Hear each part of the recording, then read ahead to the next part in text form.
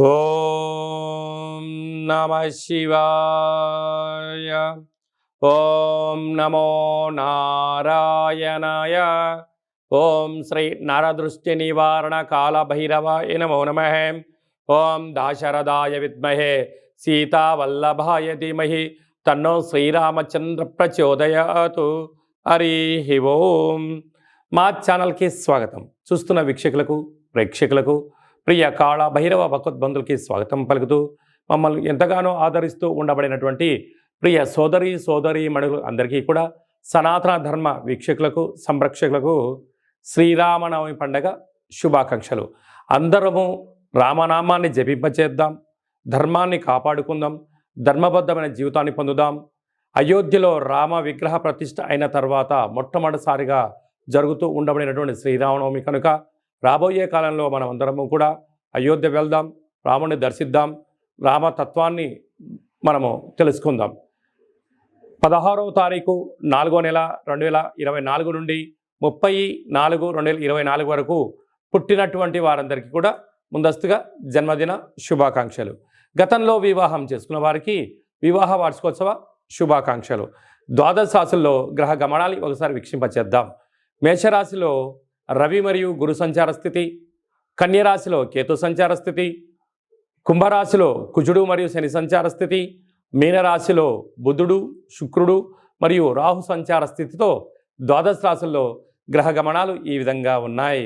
మేషరాశి వారు చైత్ర పూర్ణిమ రోజు ఎలాంటి విధి విధానాలు పాటించాలో ఈ వీడియోలో సవివరంగా సంపూర్ణంగా తెలుసుకుందాం.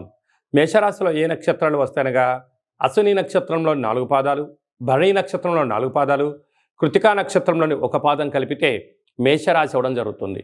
అలాగనే చాలామందికి పుట్టినటువంటి కాల సమయంలో డేటా ఆఫ్ బర్త్లో లేనటువంటి ఏకైక కారణం చేత పేరు యొక్క మొదటి అక్షరాన్ని అనుసరిస్తూ ఆ రాశిని తెలుసుకునే ప్రయత్నం అవుతుంది.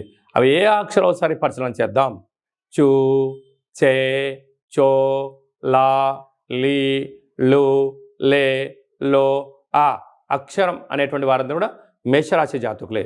మేషరాశి యొక్క అధిపతి కుజుడు. వీరికి రాశిలోనే రవి గురు సంచార స్థితి జరగడం, 6వ స్థానంలో కేతు సంచార స్థితి, లాభస్థానంలో కుజుడు మరియు శని సంచార స్థితి, వ్యయంలో బుధుడు శుక్రుడు రాహు సంచార స్థితి ఉండడం వలన వృత్తులలో, ఉద్యోగాల్లో, వ్యాపారాల్లో కొద్దిపాటి వేగవంతం లేకుండా మౌనంగా, ధ్యానంగా, ప్రశాంతంగా ఉండేటువంటి వాతావరణాన్ని ఏర్పాటు చేసుకోగలగాలి. ఎందుకనగా రాశిలోనే రవి ఉన్నాడు కనుక ప్రభుత్వ అధికారులతో, ప్రైవేట్ రంగంలో, బ్యాంకు సెక్టార్లతో కొద్దిపాటి ఇబ్బందులు కలుగుతూ ఉన్నాయి. కనుక మీ జన్మ నక్షత్రం రోజున అష్టమి పూర్ణిమ తిథుల యందున దూరావాయు జల ప్రయాణాలు పెట్టుకోకపోవడం, సంవత్సర ప్రారంభంలోనే ఉన్నారు కనుక తొందరపాటు నిర్ణయాలకు ఇది సరైన సమయం కాదు అని చెప్పి గమనించగలగాలి. కనుక చైత్రమాస పూర్ణిమ అవ్వడం వలన వీలైనంత వరకు శివాలయంలో దీపం వెలిగించే ప్రయత్నం చేయండి.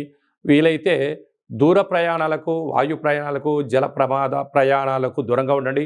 కొద్దిపాటి ప్రమాదాలు పొంచి ఉన్నాయి, తస్మాత్ జాగ్రత్త.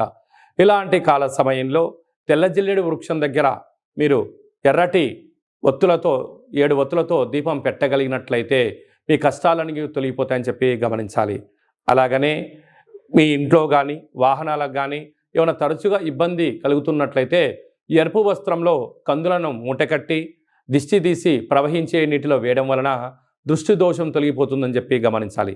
సాఫ్ట్వేర్ ఉద్యోగస్తులు, హార్డ్వేర్ ఉద్యోగస్తులు, విద్యార్థులు, ఉద్యోగస్తులు, వ్యాపారస్తులు, రాజకీయ సేవా రంగంలో, హోటల్ వ్యాపార కార్యక్రమం చేసేటువంటి వారికి శుచి, శుభ్రత, ఓపిక ద్వారా మంచి భవిష్యత్తు కనపడుతుందని చెప్పి గమనించాలి.